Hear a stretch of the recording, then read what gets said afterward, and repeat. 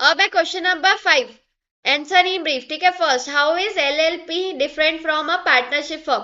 तो एलएलपी मतलब क्या है? Limited liability partnership. ठीक है, तो हमें ये बताना है कि एलएलपी जो है वो डिफरेंट कैसे है पार्टनरशिप फर्म में। मतलब यहाँ पे लिमिटेड लाइबिलिटी पार्टनरशिप है और यहाँ पे पार्टनरशिप फर्म है। मतलब पार्टनरशिप पार्टनरशिप सिमिलर है, पर यहाँ पे डिफरेंस ये है, यहाँ पे लिमिटेड लाइबिलिटी का और यहाँ पे अनलिमिटेड लाइबिलिटी होती है। तो हम बस वही बताएंगे। देखो, फर्स्ट पॉइंट है, limited liability partnership is govern by limited liability partnership act 2008 और whereas partnership firm is govern by partnership act 1932। देखो, पहला डिफरेंस है कि जो लिमिटेड लाइबिलिटी पार्टनरशिप होती है वो गवर्न होती है लिमिटेड लाइबिलिटी पार्टनरशिप एक्ट 2008 से, और पार्टनरशिप फर्म गवर्न होती है पार्टनरशिप एक्ट 1932 से। ये दो पॉइंट्स याद रखो।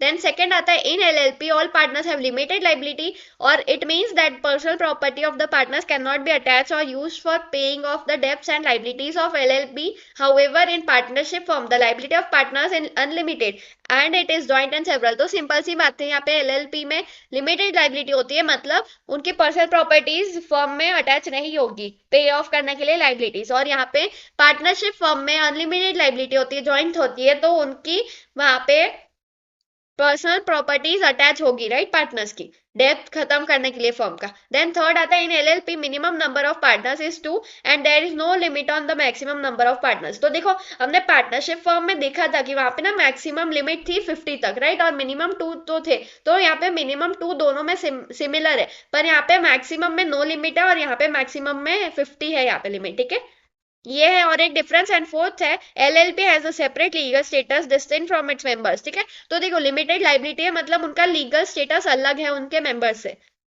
और पार्टनरशिप फर्म में there is has no separate legal status distinct from its members. ठीक है, then second, explain the different types of companies on the basis of liabilities of members. Liability of members के हिसाब से different companies बतानी है। तो यहाँ पे 3 कंपनीज दी है हमको बुक में। तो the different type of companies on the basis of liabilities of members are, first, a company limited by shares. तो देखो, a company limited by shares क्या होती है? जब a company in which liability of each members is limited, मतलब members की liability limited होती है, ठीक है, और कंपनी उसके एग्जिस्टेंस के टाइम या इवेंट ऑफ इंसॉल्वेंसी या कंगाल हो गई या वाइंड अप कर रही है कंपनी, तो उसके मेंबर्स को पे करने के लिए बोल सकती है unpaid amount due to on shares held by them, मतलब शेयर्स का अनपेड अमाउंट मांग सकती कंपनी, राइट। पर in this company the liability of directors में भी अनलिमिटेड। तो यहाँ पे डायरेक्टर्स की लाइबिलिटी अनलिमिटेड है, क्योंकि डायरेक्टर्स पूरी कंपनी चलाते हैं, राइट। अगर उनका गलत डिसीजन आ गया तो डायरेक्टर्स की गलती हुई, राइट, शेयर होल्डर्स की नहीं। तो कंपनी लिमिटेड बाय शेयर्स में भी अ पब्लिक कंपनी और प्राइवेट कंपनी। तो जो कंपनी लिमिटेड बाय शेयर्स है तो वो कंपनी प्राइवेट भी हो सकती है और पब्लिक भी हो सकती है।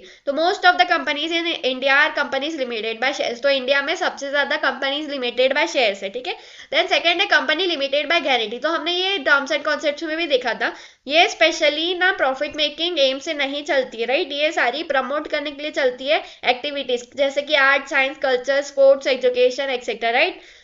तो वहां पे क्या होता है, company in which its members give a guarantee to pay a fixed और specified sum of money in the event of its liquidation is called company limited by guarantee. तो यहाँ पे उनके मेंबर्स गारंटी देते हैं कि वो एक फिक्स अमाउंट पे कर देंगे, कब? इवेंट ऑफ लिक्विडाइजेशन, मतलब कंपनी जब बंद हो रही हो, राइट।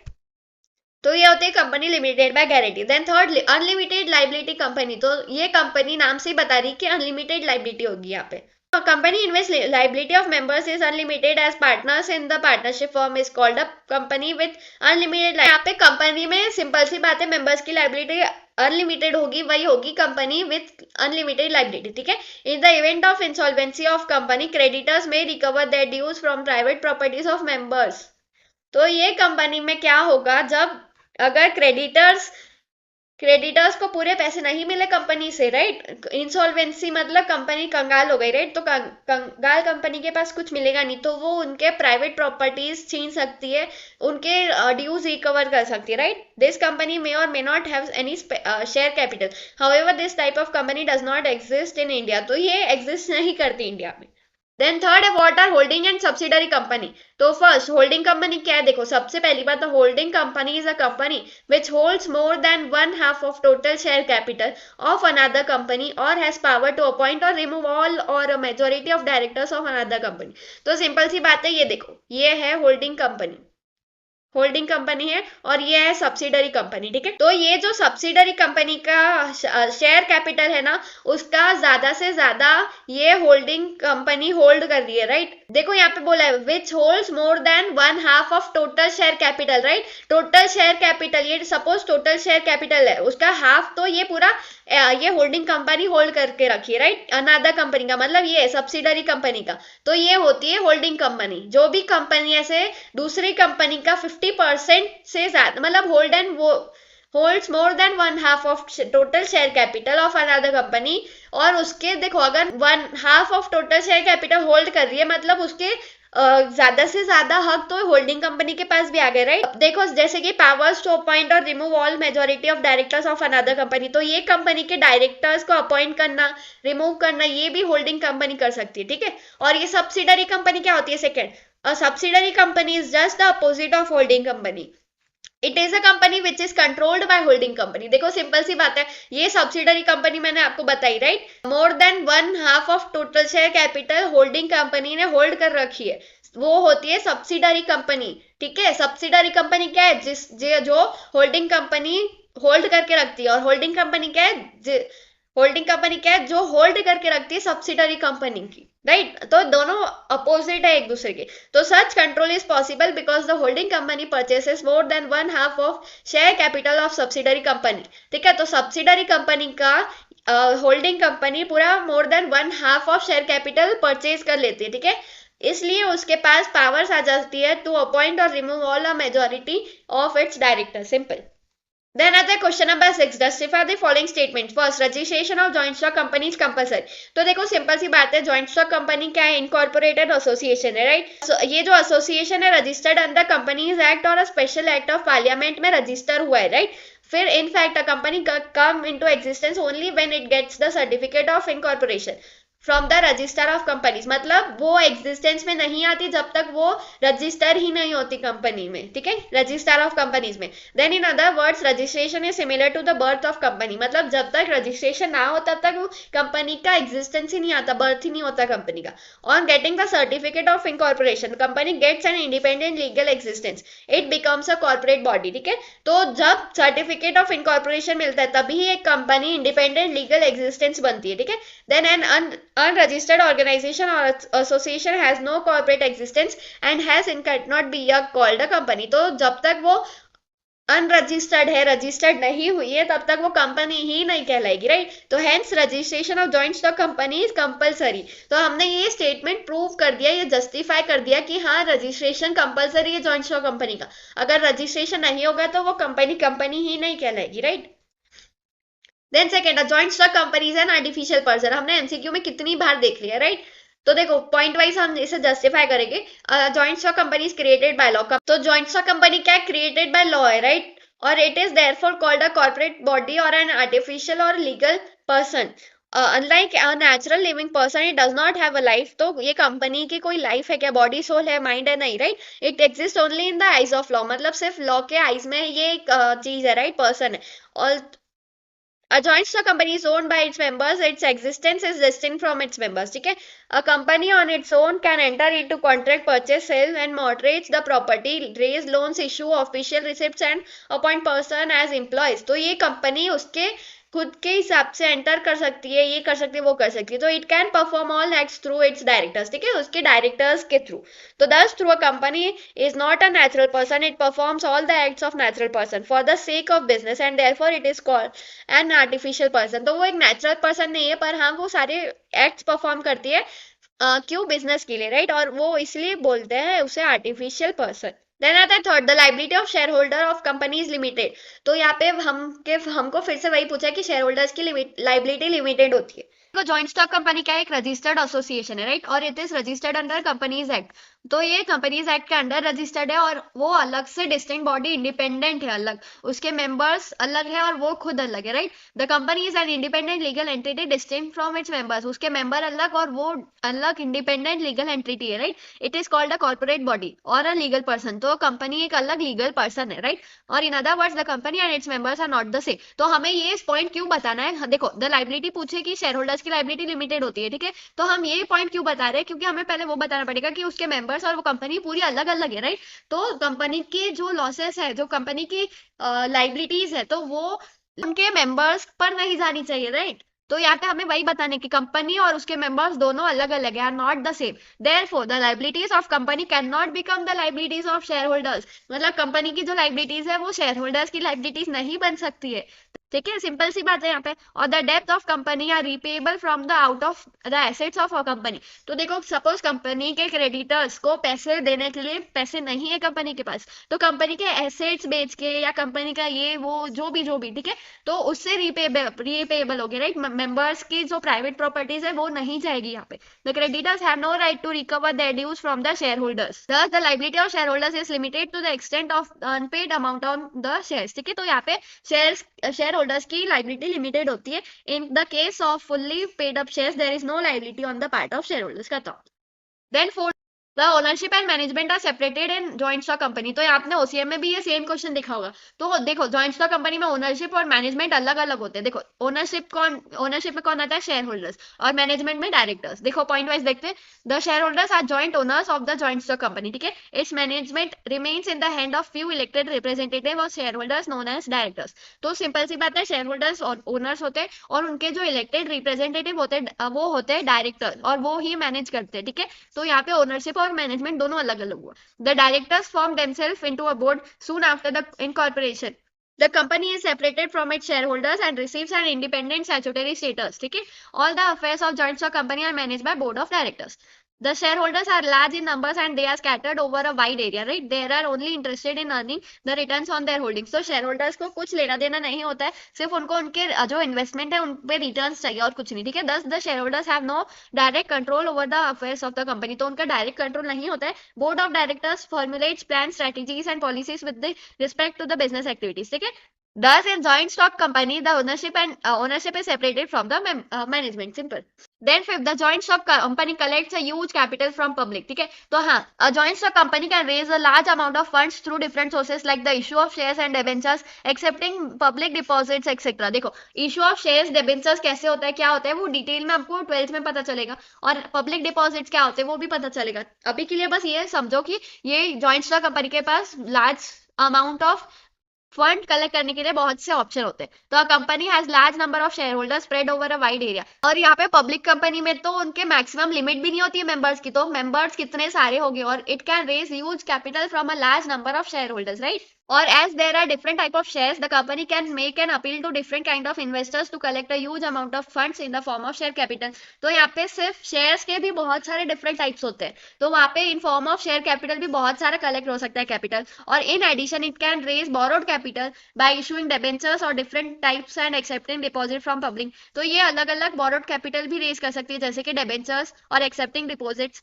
और फिर as companies enjoy better creditworthiness in the money market, it can raise borrowed capital by taking short term, medium term and long term loans from the bank and other financial institutes। ठीक है, then thus the joint stock company collects a huge capital from public।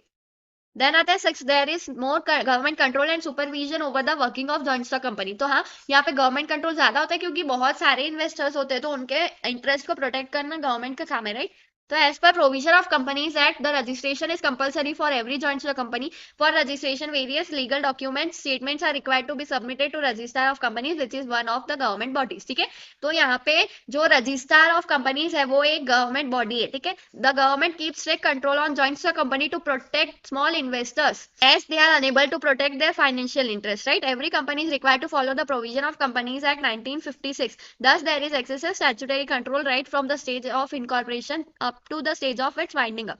तो जब से company पैदा हुई है जब तक वो मर ना जाए तब तक उस पे गवर्नमेंट कंट्रोल होता ही है, राइट। क्यों, क्योंकि उनके स्मॉल इन्वेस्टर्स, लार्ज इन्वेस्टर्स, जो भी उनके इंटरेस्ट को प्रोटेक्ट करने के लिए। और देखो कंपनी को उसका प्रॉफिट एंड लॉस अकाउंट बनाना पड़ता है, वेरियस फाइनेंशियल स्टेटमेंट्स और बैलेंस शीट भी देनी पड़ती है, और उनको ऑडिट करवानी पड़ती है कंपनीज ऑडिटर्स से, और फिर वो सारा फाइल करना पड़ता है विद रजिस्टर। ठीक है, और वो भी पब्लिश करना पड़ता है, मतलब गवर्नमेंट को सब पता होता है। A company has to prepare and maintain certain statutory books and proper books of accounts. तो और the non compliance of any of this rules और provisions resulting in penalties of a higher amount. तो यहाँ पे अगर ये लोगों ने ये सब कुछ नहीं किया तो उनको पेनल्टीज भी लगती है गवर्नमेंट से। ठीक है, तो यहाँ पे गवर्नमेंट कंट्रोल दिख रहा है बहुत ज्यादा, राइट। तो thus there is more government control and supervision over the working of joint stock company. Simple. अब हमारा क्वेश्चन नंबर 6 भी हो गया जस्टिफाई। अब हम करेंगे question number 7। Answer the following questions. ठीक है, first state the features of sole trading concern, तो सोल ट्रेडिंग कंसर्न के फीचर्स बताने हमें। तो देखो ये रहा इसका आंसर, सोल ट्रेडिंग कंसर्न। पहले तो 2 लाइन में डिफाइन करो कि सोल ट्रेडिंग कंसर्न है क्या। Is a form of business organisation,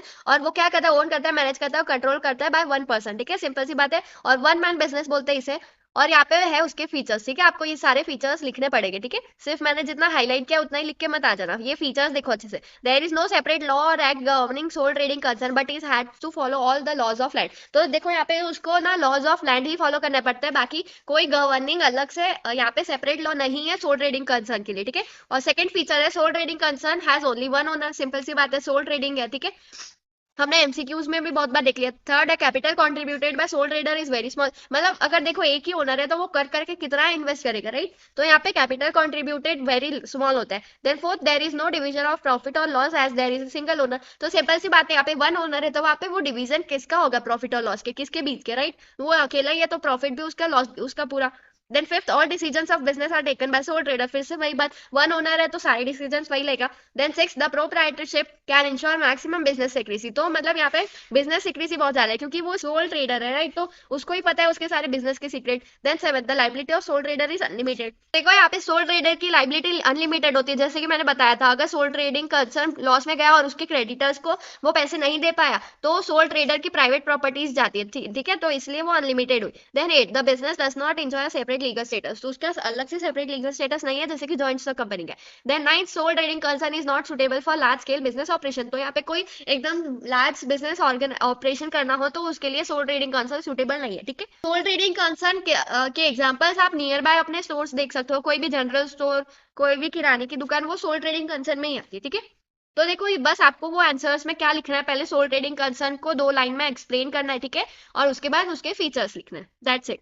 then आता है question number 2, state the features of joint Hindu family business. Sole trading concern के नीचे ही आप जॉइंट हिंदू फैमिली बिजनेस, ठीक है, तो देखो, when a Hindu undivided family conducts business inherited by its as per Hindu law, it is called a joint Hindu family business, ठीक है। अच्छा देखो, आपको ये वाली लाइन समझ नहीं है तो डिस्टिंग्विश बिटवीन में आपने जो लिखी थी आप वो भी सेम टू सेम यहाँ पे लिख सकते हो, आपको जो इजी लगे, ठीक है। It exist only in India, तो ये इंडिया में ही होता है। और इसके फीचर्स देखो क्या है, मतलब टोटल 10 फीचर्स है, ठीक है, तो आपको 10 के 10 लिखने हैं। First, membership in joint Hindu family business is by birth only, तो यहाँ पे मेंबरशिप के लिए कोई प्रोसीजर है क्या, नहीं, जॉइंट हिंदू फैमिली बिजनेस में पैदा हुआ तो वो बिजनेस अपना, राइट, वहाँ पे अपना मेंबरशिप आ ही जाता है, मतलब अपन मेंबर बन गए। Then every child born in the family becomes a members, ठीक है। और second, the head of family is known as karta, मैंने आपको एमसीक्यूज में बताया था जॉइंट हिंदू फैमिली बिजनेस का मेन हेड कौन होता है, कर्ता, और अदर मेंबर्स ऑफ फैमिली क्या होता है, को पार्सिनर्स होते हैं, राइट। और यहाँ पे नंबर ऑफ मेंबर्स कितने होते हैं, नो लिमिट होती है यहाँ पे, मिनिमम और मैक्सिमम की, राइट, जो भी फैमिली में है एक करता होगा और बाकी जितने भी मेंबर्स है फैमिली के वो सारे हो गए मेंबर्स, ठीक है। Then fifth, all family members are engage in the business,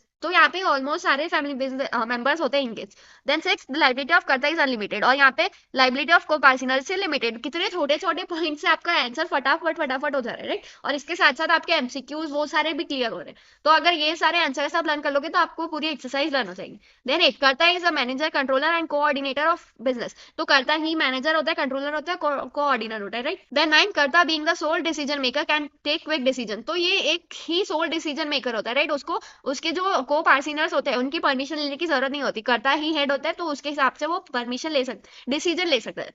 then tenth, the profit sharing ratio keeps on changing depending upon the births and deaths in the members, तो वो प्रॉफिट शेयरिंग रेशियो वो family के हिसाब से चलता रहता है, ठीक है, बर्थ्स एंड डेथ्स के हिसाब से। अब है third question, state the features of partnership form, तो पार्टनरशिप फॉर्म के फीचर्स बताएंगे अब। तो देखो यहाँ पे है आपका पार्टनरशिप फॉर्म, तो पार्टनरशिप फॉर्म क्या होता है, business organization which is own manage and control by 2 और more person is called partnership form, simple, तो 2 या 2 से ज्यादा इंसान जब ओन करता है, मैनेज करता है, कंट्रोल करता है, वो होता है पार्टनरशिप फॉर्म, ठीक है। और the owners are called partners, जो ओनर्स होते हैं वो पार्टनर्स होते हैं, और जो ऑर्गेनाइजेशन होता है वो कॉल्ड फॉर्म होता है, राइट। और फिर registration of partnership form is compulsory in Maharashtra state, तो महाराष्ट्र स्टेट में ये कंपलसरी है, बाकी इंडिया में कंपलसरी नहीं है। देन इसके फीचर्स देखो, 9 फीचर्स है, आपको 9 के 9 लिखना ही है, right. The first, business is started by an agreement between 2 और मोर पर्सन, सिंपल सी बात है, पार्टनरशिप है, राइट, तो 2 और 2 से ज्यादा के बीच में ही पार्टनरशिप होगी, राइट। देन सेकंड है नंबर ऑफ पार्टनर्स, तो यहाँ पे मिनिमम 2 है और मैक्सिमम 50 फॉर जनरल बिजनेस, तो यहाँ पे 50 है, राइट, तो हमने एमसीक्यूज में नीचे बहुत बार देखा है एक्सरसाइज में। देन थर्ड है the liability of partners is unlimited and it is joint and several, तो यहाँ पे अनलिमिटेड है, जॉइंट है और सेवरल है। देन फोर्थ है capital is contributed by partners, of course partnership form partners चला रहे हैं तो कंट्रीब्यूट कौन करेगा, capital, partners. Then fifth, partnership form does not enjoy separate legal status, तो उनका अलग सेपरेट लीगल स्टेटस नहीं होता। Six, in partnership form partners can not transfer their shares without the permission of other partners. तो partnership firm में other partners को पूछे बिना कोई भी एक पार्टनर कुछ भी नहीं कर सकता। Then seventh, all partners are joint owners as well as joint managers of business. तो वो जॉइंट ओनर्स होते हैं और जॉइंट मैनेजर्स भी होते हैं। Then 8, no separation of ownership and management in partnership firm. तो जैसे कि जॉइंट स्टॉक कंपनी में ओनरशिप एंड मैनेजमेंट का सेपरेशन था, राइट, तो यहाँ पे नो सेपरेशन होता है, कोई सेपरेशन नहीं होता है। Then 9, partners share profit and losses in agreed ratio as mentioned in partnership deed.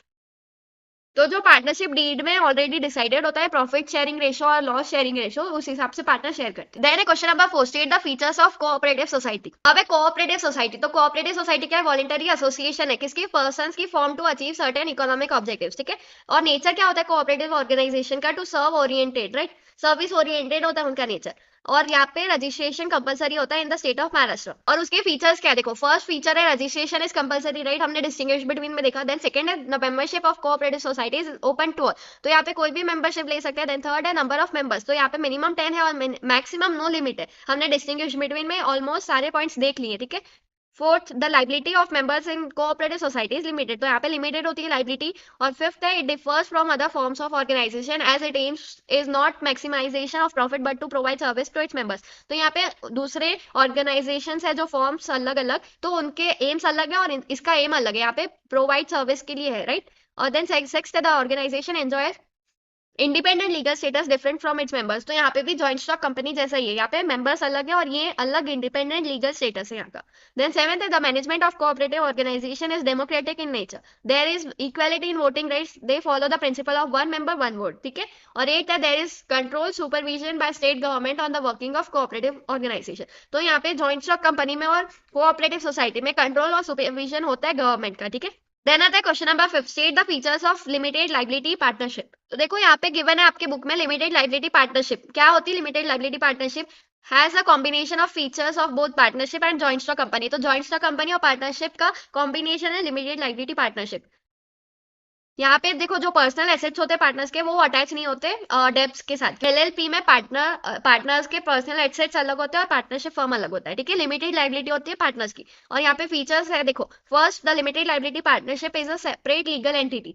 वो एक सेपरेट लीगल एंटिटी है, right. The LLP and the partners are distinct from each other. तो यहाँ पे भी जॉइंट स्टॉक कंपनी वाला feature है ये, राइट। और यहाँ पे सेकंड है नंबर ऑफ पार्टनर्स, मिनिमम 2 और मैक्सिमम अनलिमिटेड। तो पार्टनरशिप फॉर्म में लिमिटेड 50 है और यहाँ पे अनलिमिटेड है maximum. Then third, no requirement of minimum capital contribution. Fourth, it is simple to form and easy to operate. तो ये सिंपल टू फॉर्म है और इजी है ऑपरेट करने के लिए। Fifth, the liability of each partner is limited to its shares as written in agreement. और उसकी लिमिटेड होती है पार्टनर्स की लाइबिलिटी, राइट। और it has a low cost of formation. और सेवेंथ है there is no restriction on joining and leaving the LLP except as stated in the partnership agreement. Then 8, double taxation is avoided, there is no tax on sharing in profit.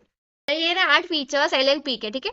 Then आता है 6, define joint stock company and explain it features. देखो आपके book के page number 19 में given है joint stock company के meaning, definition और features. तो सबसे इजी डेफिनेशन जो भी आपको दोनों में से इजी लगे आप दोनों में से कोई भी लिख सकते हो। तो देखो, joint stock company is a voluntarily association of individuals for profit, right, having its capital divided into transferable shares, the ownership of which is condition of membership.